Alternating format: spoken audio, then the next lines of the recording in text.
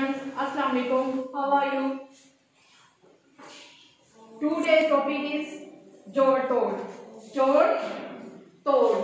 First line is skip and second line start your word Jod Tod. First word is Salamti.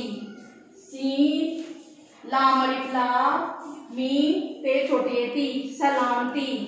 Second word is Takabbur. Te Kaf Bere Bar Takabbur. Ragib. Third word is Ragib. Really fra Gain Begib. Ragib. Really fra Gain Begib. Ragib. Fourth word is Bandagi. Be Noon Ban Dal Gav छोटेगी Bandgi. Be Noon Ban Dal Gav छोटेगी Bandgi. Five word is Atab. Alif Toy Alif Ta Ain Te Atab.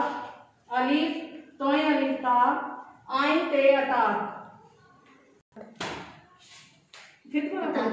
Start. Five word is Atab. Alif Toy Alif Ta Ain Te Atab. Alif Toy Alif Ta Atab Ain Te Atab. Start. Students, please, writing should be neat, and when you will come to school, then I will check your work, check your homework. Okay.